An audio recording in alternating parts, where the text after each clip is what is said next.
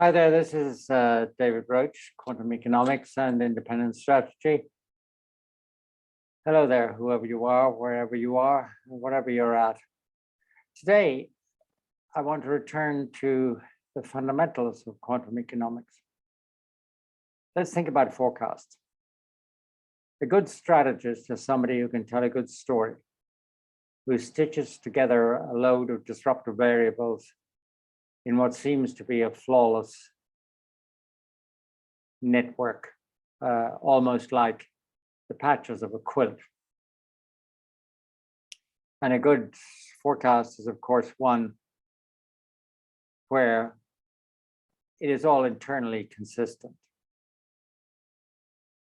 But actually, those forecasts are usually only right by luck and a very small part of the time. The difference in quantum economics is that you don't think in terms of producing that flawless patchwork quilt of consistent and consensus variables.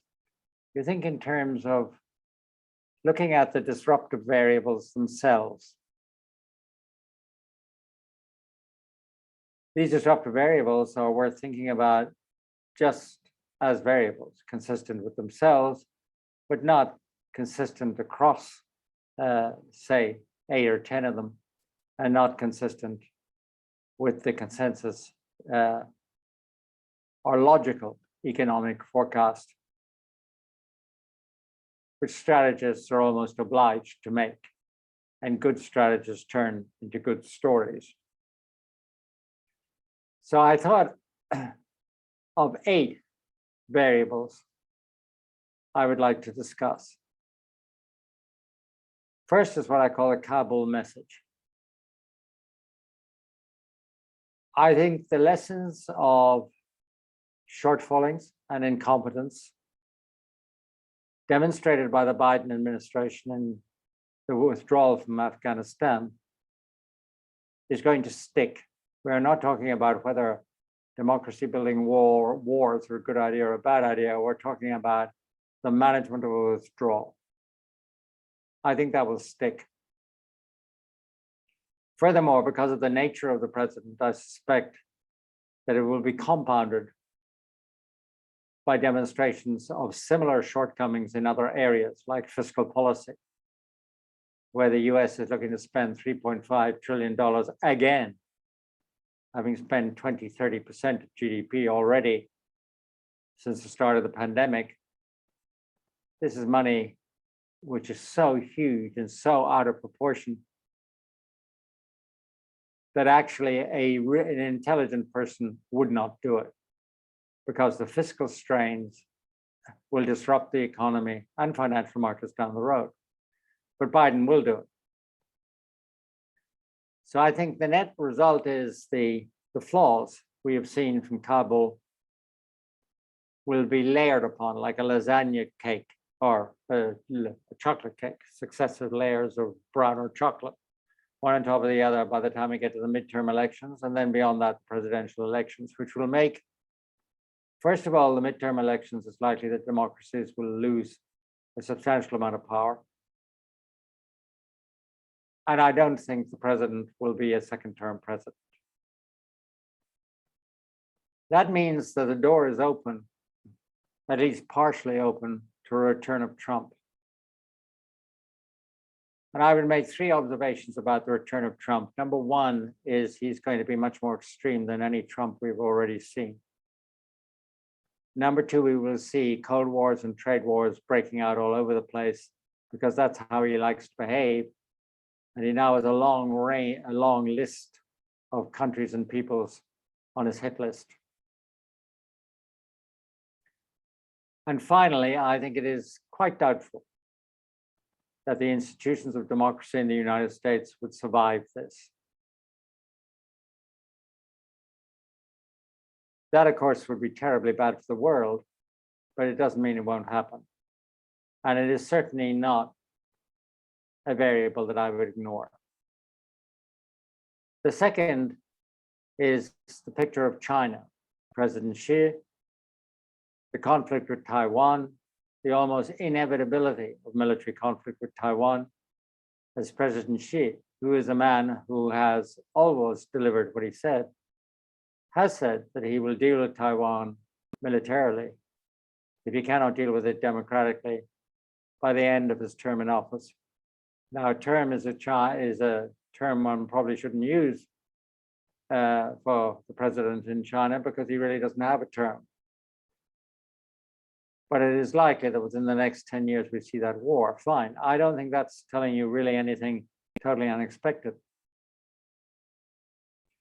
What I think is more unexpected is the fact that President Xi might die. And because of the amount of power that is concentrated in his personal hands, because of the cult of personality, there is no succession. So there would be a power struggle in China between the Democrats who are there, albeit hiding under the table at the moment, and probably Democrats is the wrong word, let's say liberals, economic at least, and in some ways political, but they're still there. That faction would fight it out with the hard left, which probably includes the military. That fight could well open the door to hostilities with Taiwan, because the hard left could appeal to a nationalist sentiment by using a casus belli, an external event, such as summoning nationalists to the flag in order to deal with the Taiwanese problem. The third, I thought it was time to give you a bit of good news, is what I call positive forward loops and climate change.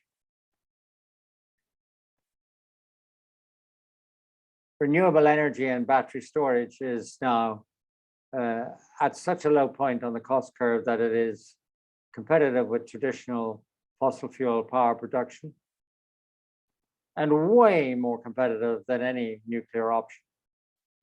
So if the markets are allowed to work their magic, the traditional power industry will be disrupted and replaced. The danger is political interference and of course lobbying with big money from traditional power companies and energy companies, which are part and parcel of our open inverted commas, democratic closed inverted commas system. But if they are allowed to work their magic and renewables do replace traditional power, the forward-feeding loops, I will just mention two of them, are things which are set in motion because the prime moving factor of increased renewable energy is allowed to happen.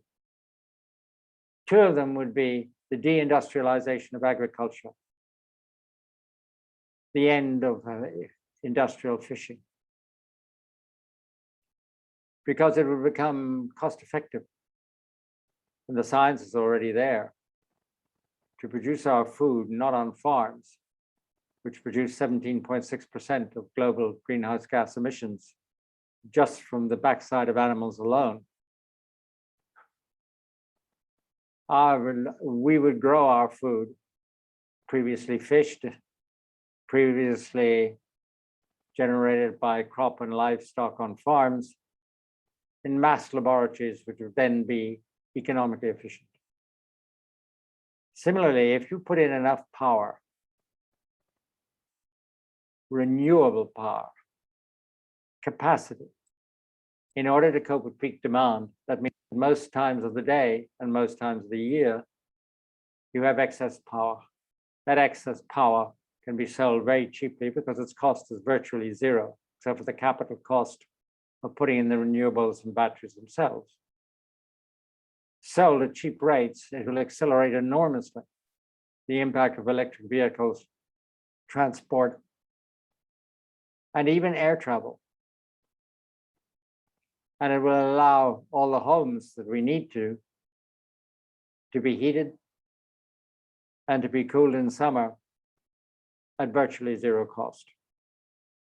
Now, once you do those things, take agriculture as an example, your greenhouse gases go down by, I don't know, 15, 16%, just from animal husbandry alone. You can rewild the land. You can rewild the ocean. And at that point in time, the rewilded land, the rewilded ocean starts to absorb more greenhouse gases in the atmosphere. And the climate risk, the increase in the temperature of our climate declines, not just because the initial stage of renewable energy happened, but because agriculture of an industrial sort and fishing of an industrial sort was replaced, but now also because the land has been rewilded, the ocean has been rewilded. So when you think about climate change, which we all do, in sci-fi movie horror stories of collapse and destruction of humanity, which are probably still the most likely sequence of events we will see. We must not forget also that there are positive things that can happen, and they can happen outside the massive bureaucracy of the IPCC and government, lobbying groups, and so on. It can happen through market magic to a very substantial degree. The fourth surprise is the pandemic and underdeveloped countries. It is quite clear that rich democracies are no longer going to fight for a zero COVID policy. It's just for democratically, again, in inverted commas, elected governments, too economically costly to do so. It is better and cheaper, and therefore will ultimately get more votes because people are what they are, to let a certain proportion of people get the disease and a certain proportion die. But what that means is the virus will always be with us. And the underdeveloped countries, which are at the moment receiving a paltry amount of the vaccines that they should, will become the laboratory and testing ground for new species. Some will be less deadly, some will be more deadly. But the idea that viruses have to have passports is likely to stick with us, but is unlikely to be efficacious. The viruses will come to the rich countries on boats and planes, and the rich countries will react by limiting not only globalization of trade, but interchange of all sorts and kinds across the planet. It will increase the inward focus of governments throughout the world, and it will decrease growth because it will remove a highly productive segment of that growth on both the supply and the demand side of developing countries, which will be kept as far as they can at arm's length. Then there are crypto assets. Now, crypto assets, in particular private sector cryptocurrencies, have been under almost nuclear attack by every worthy central banker and government official on the planet. The risks have been laid down, but the ultimate lesson from those attacks is that central banks and governments are afraid. Now, why are they afraid? They're afraid because people prefer private sector crypto assets. Of course, there are many problems with crypto assets. We come to that in a minute. But people prefer it because it gets them out of the way of governments which are invading increasingly their private space, and because they don't trust central banks to revert to a normal monetary policy which will preserve the value of currency. And they are sure that central bank cryptocurrencies will in essence track them. So the anonymity of cash, as we have traditionally known it, will disappear. Therefore, we have to think what will make private sector cryptocurrencies reach a really critical mass. And the answer is the network they generate by doing so. The network is essentially the determinant of value, not only of crypto assets, but of traditional money. Central banks don't back traditional money. They don't have any goal to do so, or not enough, or they don't subscribe to that philosophy. So in order to be credible, A cryptocurrency simply has to be of a network, to have a network, which is the same or similar or bigger than a traditional currency. At that point in time, all of the crypto, because the amount of participation and the amount of transactions happening every second will impart stability. Secondly, that same stability will make the crypto asset a better store of wealth. So it will be increasingly an investment asset. That is why I'm bullish about crypto assets. I don't expect the problems associated with them to be solved anytime soon, but I suspect they will solve themselves. And I suspect they will be much, much more popular than central bank digital currencies. Then there is war and economics. I'm impressed by the divorce of economic success and military power. Now, of course, China is both economically successful and has military power. But Russia has an economy the size of Italy's.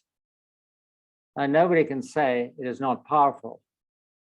Nobody can say it does not sit at the top table along with America, because it does, undeservedly, and in many ways indecently, and certainly without any sense of morals or ethics, but it sits there. One of the factors driving this is the fact that war is getting cheaper. Now, there are two ways in which it's getting cheaper. One is that it is possible to wage war without killing your own people. And killing your own people is essentially the sort of television coverage which turns your voting population, or if you don't have a voting population, creates popular discontent, of which dictatorships are even more fearful than democracies. So what you use drones, unmanned ships, unmanned tanks, and you wage a war that way. Now, 10 years ago, that was prohibitively expensive. So was cyber war. Now it's not. Countries like Bahrain, United Arab Emirates, Qatar, these sort of countries can afford war. Essentially, the cost of the material has collapsed. You can now buy a pretty good 11-hour flying time killer drone from a country like Israel for 11 million US dollars, which frankly is peanuts. So a country which is very small can afford to buy a very big military potency.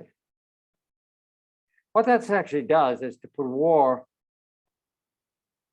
into the affordable character for all forms of criminal gangs, rogue states, and so on. You don't have to be, though criminal gangs, particularly drug gangs, are in a sense successful in that they've got a lot of money. But essentially what I'm saying is that the military landscape is fragmenting. Of course, it started to fragment with the fall of the wall and the so-called end of history, which seemingly did not end after all. But now the fragmentation of that landscape is accelerating every day. And it will disrupt our world in ways which we cannot anticipate. 9/11 was nothing compared to what we will see in the future. And finally, there is the legacy of disease and disruption. I'm talking about what the post-pandemic world does and looks like, what the architecture of it is. It will be one of big government, nationalist economics, deglobalization, and perhaps most significantly, that what I call marriage made in hell between the central banks and ministries of finance, which are now the back door and the front door of the same building. The Ministry of Finance spends money it does not have and prints bonds to finance the difference. The central bank prints money to buy the bonds and expands the money supply and the liquidity accordingly, and markets rejoice. And this, like all good marriages, is set, at least in their intentions, the policymakers, until death do us apart. It can go wrong for two reasons. Number one, it collapses under its own weight. It is, as a system, illogical and unsustainable. Even my beloved mongrel dog knows that. The second way it can go wrong is that it produces a very low growth, low productivity, high inflation economy. The high inflation suits the government, talk about 8, 10, 12%, because it makes it look like their debt burden is diminishing. And of course, it enables them to run deficits where they can pay fictitious social income to the people who suffer from the immense inequalities, which have been furthered and deepened by the pandemic. Thank you for watching. Goodbye, good night, and don't turn off all the lights.